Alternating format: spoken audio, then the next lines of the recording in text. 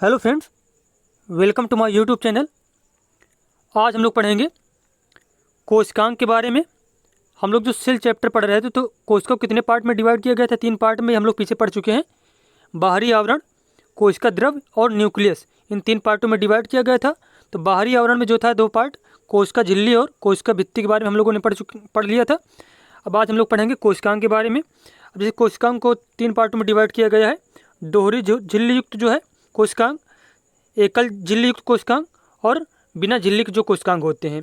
अब दोहरी झिल्ली युक्त कोशिकांग कौन कौन से होते हैं? माइटोकॉन्ड्रिया, जिसको सूत्रकणिका भी कहते हैं, और प्लास्टिड्स, जिसको लवक कहते हैं। और एकल झिल्ली युक्त कौन कौन से होते हैं? अंतःद्रव्य जालिका, गाल्जी काय, लाइसोसोम और रिक्तिका। और बिना झिल्ली युक्त कौन सा होता है? तो वह राइबोसोम होता है। अब एक एक करके हम सभी को पढ़ेंगे। जैसा कि बात किया जाए सबसे पहले माइटोकॉन्ड्रिया, सूत्रकणिका के बारे में। तो कोशिका का ऊर्जागृह कहते हैं इसको।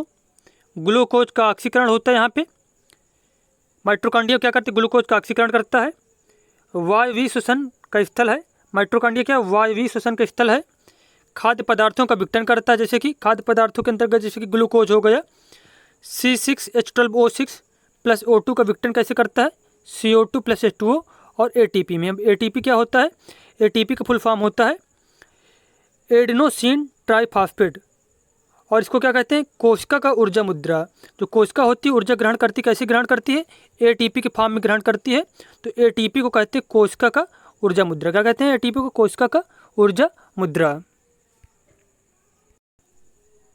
अब बात की जाए यहाँ पे स्ट्रक्चर ऑफ माइटोकॉन्ड्रिया की। तो माइटोकॉन्ड्रिया का जो सूत्रकणिका का जो स्ट्रक्चर होता है उसमें खुद का DNA भी पाया जाता है और खुद का जो है राइबोसोम भी पाया जाता है। और इसी की वजह से इसको कहते हैं अर्ध स्वायत्त कोशिकांग। क्या कहते हैं इसको? सेमी ऑटोनोमस जो है ऑर्गन सेल कहते हैं, अर्ध स्वायत्त कोशिकांग। अब बात की जाए यहाँ पे लवक के बारे में। तो केवल पादप कोशिका में पाया जाता है। दोहरी झिल्ली युक्त होता है। जंतु कोशिका में नहीं होता है। लवक क्या है? एनिमल सेल जो है उनमें से नहीं होता है, प्लांट सेल में मौजूद होता है। अब लवक को कितने पार्ट में डिवाइड किया गया है? तो 3 पार्ट में डिवाइड किया गया है। लवक को 3 भागों में डिवाइड किया गया है: हरित लवक, वर्णी लवक और अवर्णी लवक। अब यहाँ पे बात की जाए हरित लवक की। क्लोरोफिल रंजक पाया जाता है हरित लवक में, हरा रंग प्रदान करेगा, प्रकाश संश्लेषण में सहायक होता है और पादप का रसोई घर भी कहते हैं किसको? हरित लवक को। उसके बाद बात की जाए वर्णी लवक की। तो वर्णी लवक में कैरोटीन तथा जैंतोफिल रंजक पाया जाता है। कैरोटीन तथा जैंतोफिल रंजक पाया जाता है, पेड़ पौधों को रंग प्रदान करता है और प्रकाश संश्लेषण में सहायक होता है।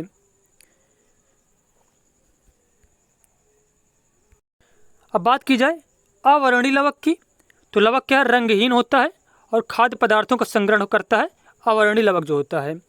और लवक के स्ट्रक्चर की बात की जाए तो इसमें भी DNA पाया जाता है खुद का और राइबोसोम पाया जाता है। तो इसको इसी की वजह से इसको भी अर्धस्वायत्त कोशिकांग कहा जाता है। अब हम लोग पढ़ेंगे अंतःप्रदत्त जालिका के बारे में। अंतःप्रदत्त जालिका के बारे में। अब इसका काम क्या होता है? पदार्थों का आदान प्रदान करना कार्य होता है अंतः जो प्रदत्त जालिका है। अब इसको कितने पार्ट में डिवाइड किया गया है? 2 पार्ट में डिवाइड किया गया है: खुरदरी अंतःप्रदत्त जालिका और चिकनी अंतःप्रदत्त जालिका। अब खुरदरी जो अंतःप्रदत्त जालिका, इसको इस वजह से कहा जाता है क्योंकि इसमें से राइबोसोम के कण चिपके होते हैं और क्या होता है? इसमें से प्रोटीन का निर्माण भी होता है। कहाँ पे? अंतःप्रदत्त जालिका में। उसके बाद है यहाँ पे गोल्जी काय। अब गोल्जी काय के बारे में बताया गया है एकल झिल्ली युक्त संरचना होती है। इसकी उत्पत्ति ER से होती है। ER मतलब अंतःप्रदत्त जालिका से मिलकर होती है। इसका काम पदार्थों का संग्रहण, बदलाव, स्राव से संबंधित कार्य है। क्या है? स्त्राव संबंधित कार्य करता है। ये कोशिका का मुख्य स्त्रावी अंग है। कौन सा? गोल्जी काय जो कोशिका का क्या है? मुख्य स्त्रावी अंग है। उसके बाद बात की जाए लाइसोसोम की। तो कोशिका के आत्मा की थैली कहते हैं इसको और कचरा का निपटान केंद्र भी कहा जाता है लाइसोसोम को। किसको? लाइसोसोम को। अब जैसे कि यहाँ पे बताया गया है रिक्तिका या फिर रसधानी, वैक्यूओल को रिक्तिका या फिर रसधानी कहते हैं। अब ये कहाँ पे पाई जाती है? प्लांट सेल, पौधों की जो पादप कोशिका उनमें पाई जाती है। और ये जो इस तरीके की जैसे इमेज होती है तो ये वाला पार्ट जो है क्या कहलाता है? रिक्तिका कहलाता है। और ये जो बाहरी आवरण, जो इसके अंदर वाला आवरण जो है इसको टोनोप्लास्ट कहते हैं।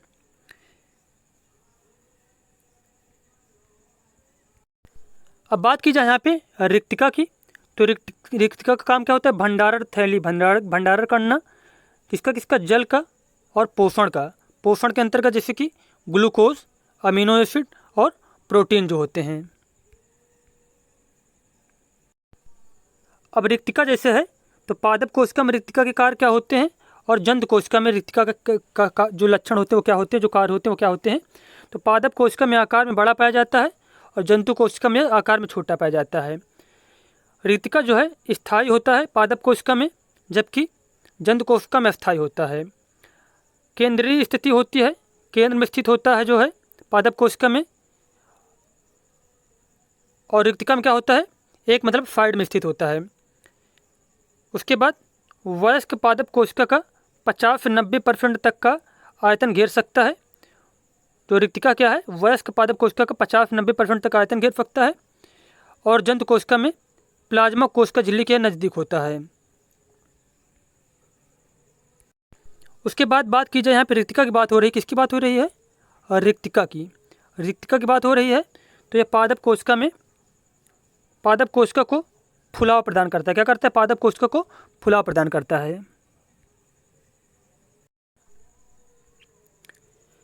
अब हम लोग पढ़ेंगे राइबोसोम के बारे में। ये क्या होता है? झिल्ली रहित कोशिकांग होता है।